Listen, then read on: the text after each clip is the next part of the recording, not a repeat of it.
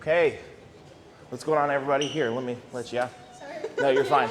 I'm a gentleman. I'll show you guys just a few quick ab routine. God damn it. It's about 20 minutes. Very short workout. I don't like it, but whatever. You can chop this. But first, nope, that's actually coming second. Take 20. We're here on my rest day. We're gonna train some abs. And I'm also gonna answer some of you guys' questions. I did a Q&A on my Instagram. You guys left me some good questions. So I'm gonna answer those for you here shortly. But first, we're gonna head down there and train some abs. So come with me now.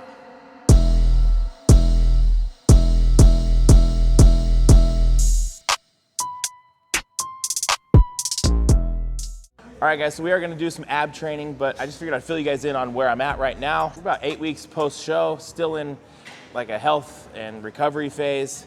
And all I mean by that is the foot isn't on the gas right now.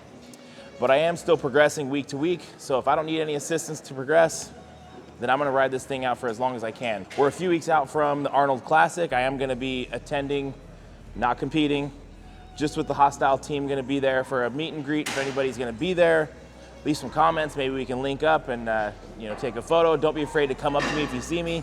Gonna be training while I'm out there as well. But aside from that, I just wanted to talk to you guys about the channel as well. We're already at 5,000 subscribers.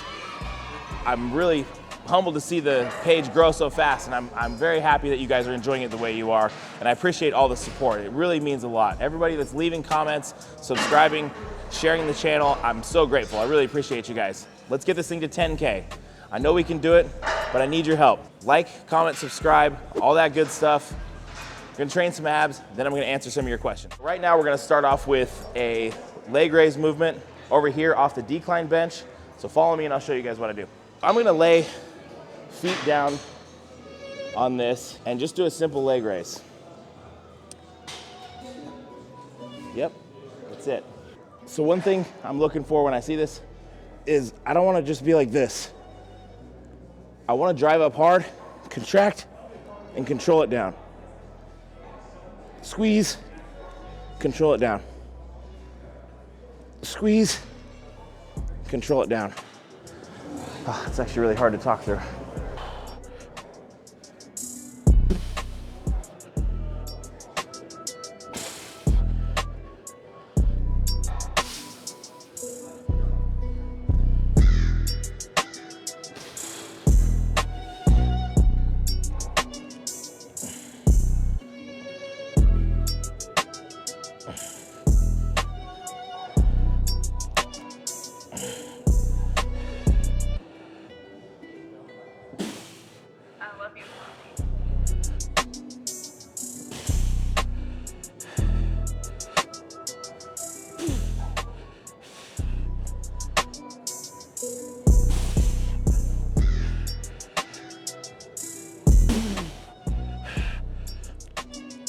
Oh, God. Oh, it feels terrible. Ab training sucks. There's never anything you finish a set and you can say, oh, that felt good. It just always feels terrible. Okay, so we just did 3 sets here. Like I said, every workout or every ab workout I do is always gonna have some form of hanging leg raise. Sometimes I'm hanging on the barbell and doing a leg raise or just like a pull-up bar. But I really like this just because grip isn't the limiting factor, and sometimes just hanging off a pull-up bar is just uncomfortable. So the second movement here is just gonna be this crunch machine. Like I said, I always have some form of crunch within the workout, and ab movements aren't something that I stick to for week after week after week and try to progress those movements. This shit is boring as it is. So I'm gonna switch things up from week to week, just depending on what I'm feeling. All that matters to me is that I'm taking these sets, to failure for the core, and then I'm getting a good workout. I don't really think much more past that. I'm not trying to be progressive with this training, to an extent, yes, but I'm not logbooking this stuff, attacking this machine week after week, obsessing over this and trying to, do the whole stack on this crunch machine. It's just not like that. This is just simple ab training, so this may not be what you see me do next time, but it's what I'm doing right now.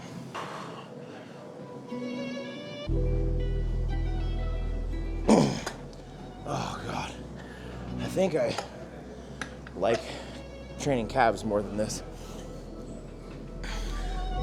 No, it's really not that bad. I shouldn't complain.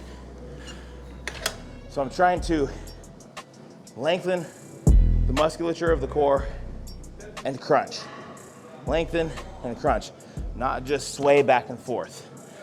So in the stretch portion, I want to be contracted here, and I want to come up and have a tall chest and really stretch the abs, and then crunch. Come up, stretch, crunch.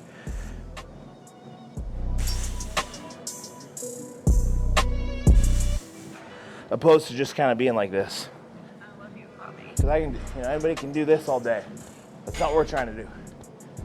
We're trying to actually crunch and squeeze the abs, and then control and squeeze.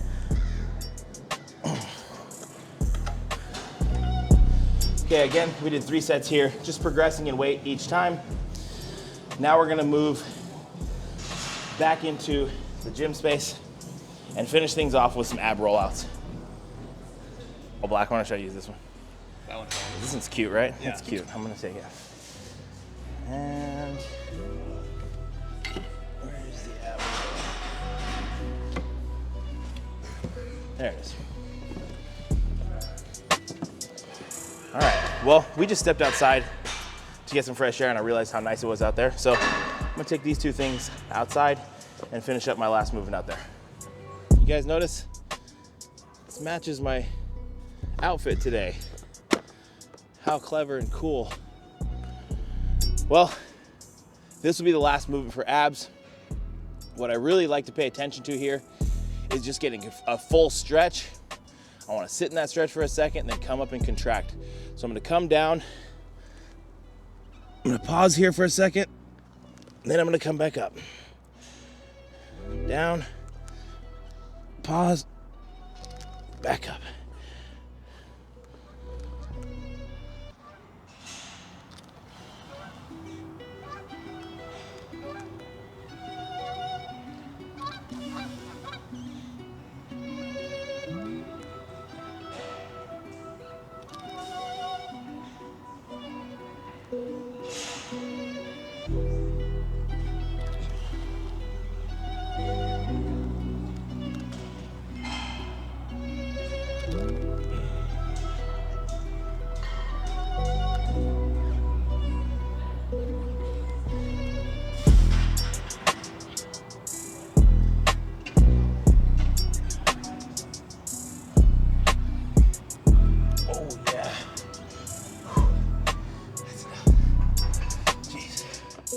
You want to feel fat and out of shape?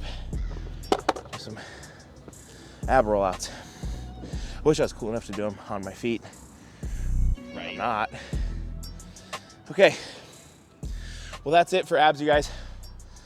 Like I said, there's no reason to overcomplicate this stuff. We don't do any direct oblique training either, because the last thing I want to do is build up the musculature in my obliques, have a wider waist. So don't be this guy with a plate in your hand. You know, that's kind of a big no-no. So just simple stuff, ab rollouts, crunches, leg raises, 3 sets of each, and that'll do. We do that once or twice a week, ideally twice a week, but sometimes I'm lazy. Anyway, we're gonna head back inside. I'm gonna answer some questions. Let's go. Okay, so I just finished up with abs. Now I'm gonna go through some of these questions that you guys left me on my Instagram and get you guys some answers. This question is from Tilda, a fellow hostile athlete. Favorite pizza topping? Answer wisely. I don't know what you're looking for here, and I don't wanna let you down, but I will say I love just a good pepperoni. I don't think you can go wrong with pepperoni. Aside from that, I would have to say pineapples and jalapenos. That would be the combo. Pepperoni, pineapple, jalapeno. Canadian bacon. You a Canadian bacon guy? Yeah? Okay. So Tilda, sorry if I let you down. I don't know if I answered wisely or not, but that's my answer. All right. When you're bulking, Should the rep range be 6 to 8 to gain muscle and strength? I don't believe so. I think you should train in all rep ranges. I like the 6 to 8 rep range. I like the 8 to 12 rep range.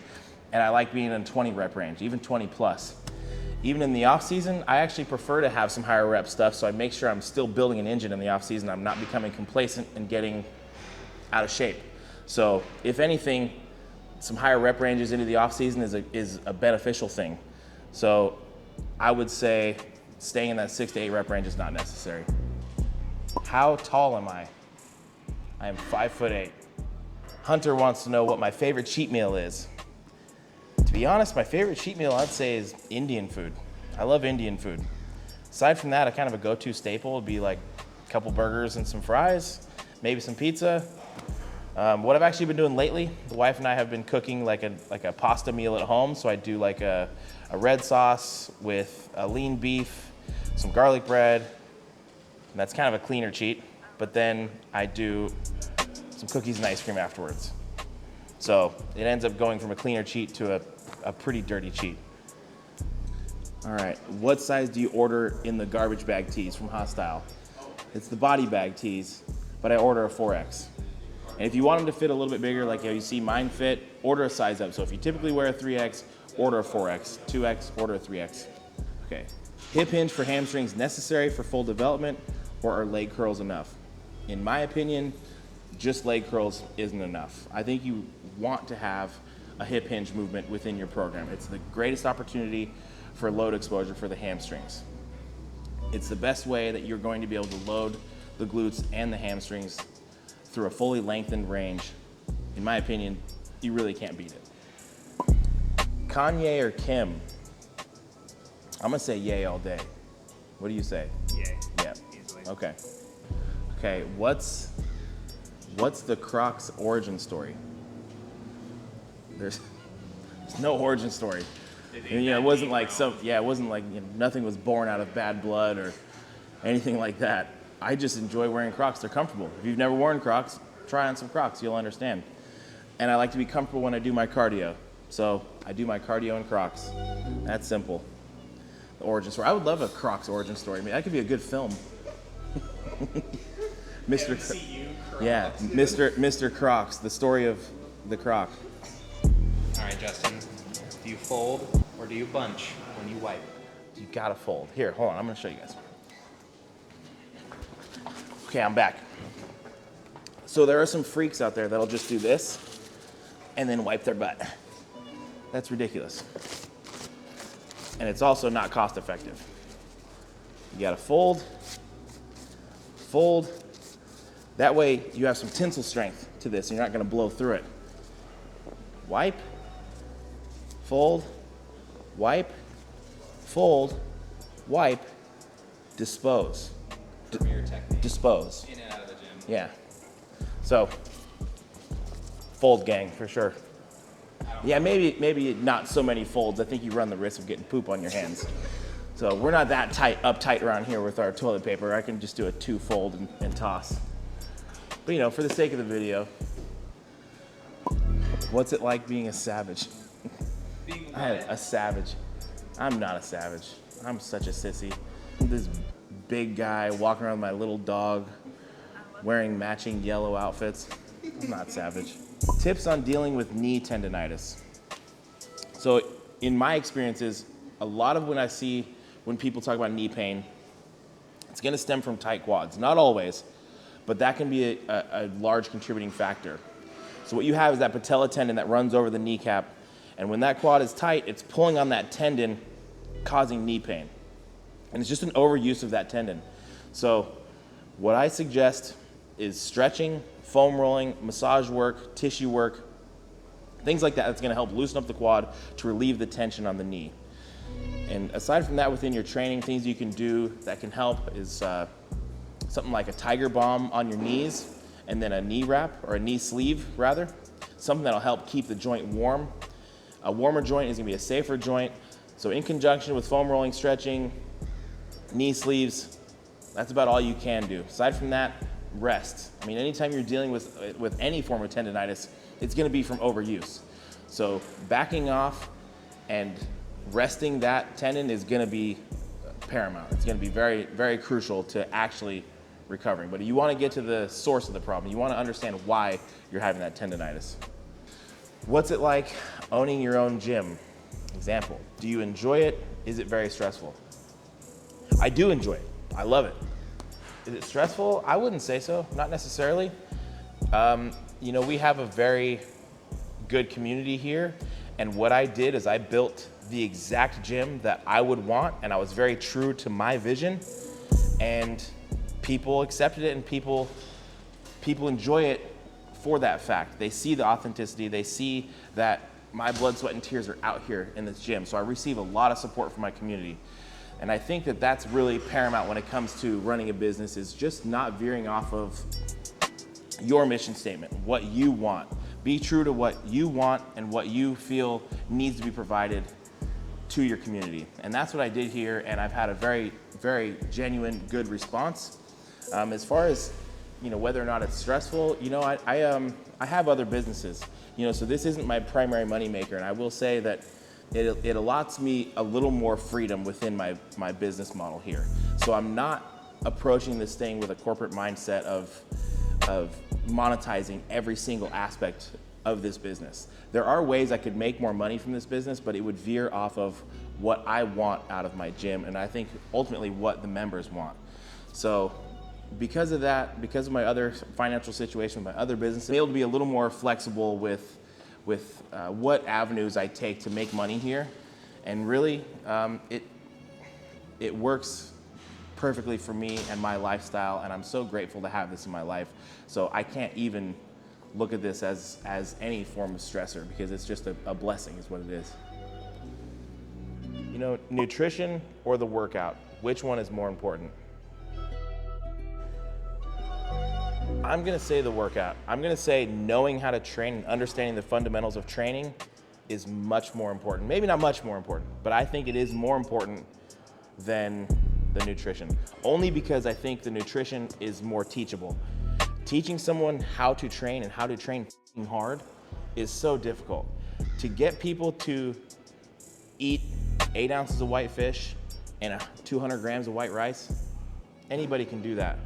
But knowing how to take a set to true failure and actually honing in on the mechanics of these movements and training hard and training smart, that's really tough to teach.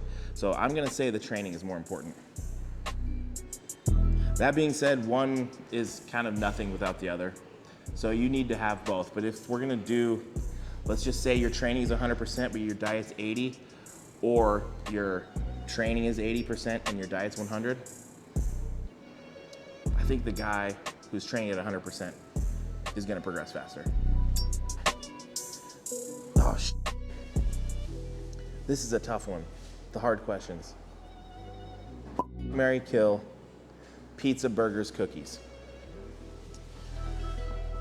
So we could take this a few ways. Are we saying that the cookies, the burgers, and the pizza, is that all we get in like that genre? You know what I'm saying? So like if I say I'm gonna kill cookies, does that mean I don't get any other desserts? Right? Do you know what I mean? Because if that's the case, I'll kill the cookie and I'll just, I'll eat donuts. But I don't know if that's the rules. I mean, it's a serious question. Because imagine if you couldn't ever eat a cookie, or you couldn't ever eat a burger, or you couldn't ever eat pizza. Like honestly, what direction are you heading? If I'm gonna marry one thing, I'm probably gonna marry the burgers. I think it's Old Faithful, dude. A burger never really lets down. And as far as when I'm going to get a cheat meal, pretty often I'm gonna go get some burgers. I pretty rarely go get pizza. I do have pizza, but it's kind of a special occasion thing. And if you're talking about fucking something, typically I'm thinking this is like a fling. So it's like a weekend job, and I'm either cookies on the weekend or the pizza. It is actually tough. I think I'm gonna kill the cookies. I'm gonna the pizza. Burger's gonna be my main bitch. Put in the comments what you would do. Yep. Yeah, put in the comments. Marry, kill, pizza, burgers, cookies. Let me know. Was it hard starting a gym? Yeah, it was tough. So when we first started this place, we bought it from a gentleman, and it was already an existing gym. and he had an existing demographic, and it's not my demographic. So when we first moved in here, a lot of the equipment we still have, but I had to source a lot of equipment, so that was obviously a struggle in itself. But more than anything, creating the gym I wanted was taking other members' gym away from them. And there was a good portion of the people that appreciated the direction we took. But there was a lot of pullback from a lot of people. There was a lot of people that didn't appreciate what I was doing here. But again, I just had to be true to what we wanted. So there was definitely a phase there where, you know, we had X amount of members when we bought the business, and I lost a lot of those members. And it was scary. It was a hard time when you lose, you know, a huge chunk of your income. So yeah, that was definitely, you know, a scary time, but I had to have faith in what we were doing, and it paid off.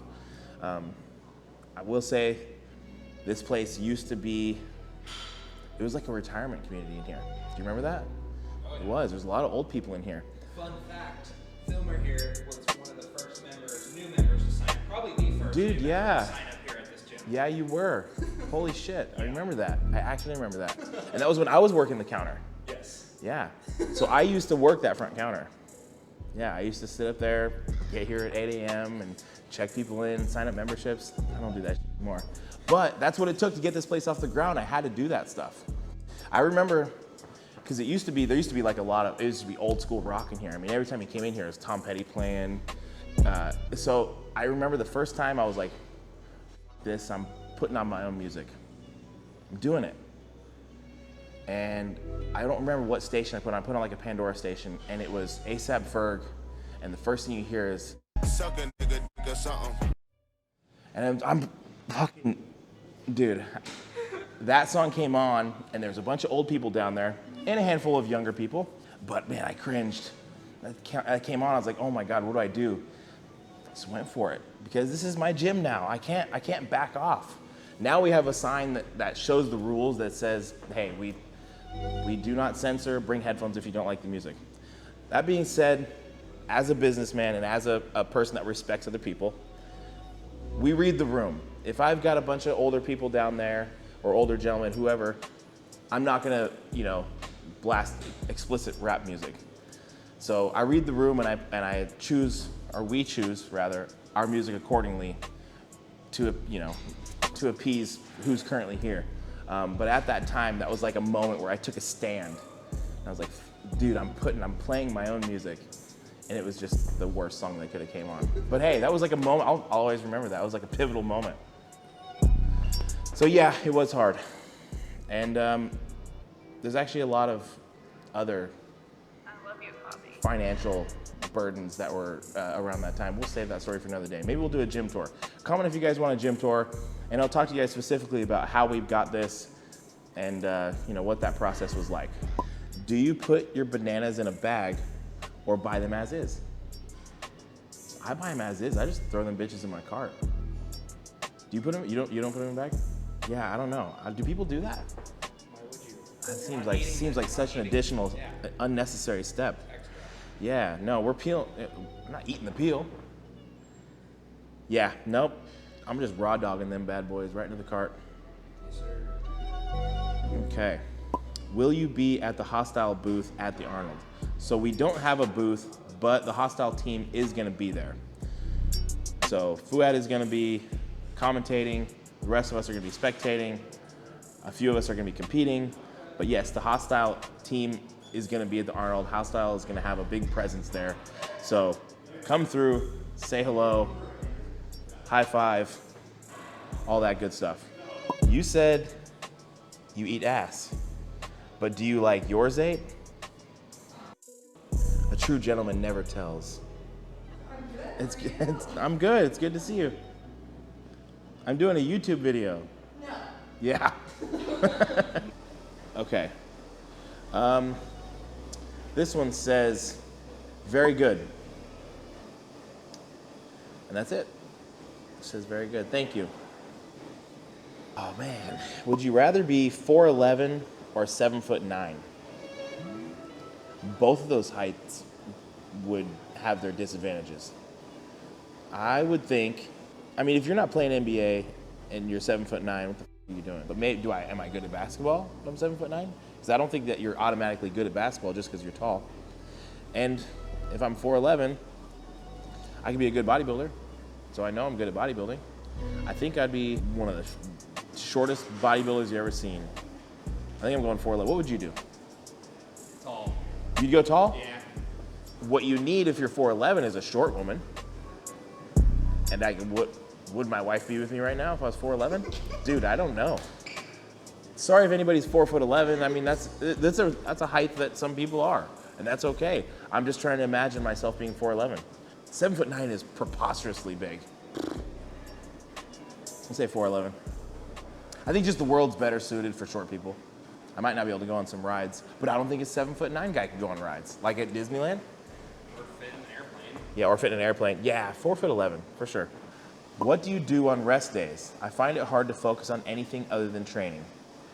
What I do on a rest day is I rest. If your focus is improving in the gym, you should be as focused on your recovery as you are on your training.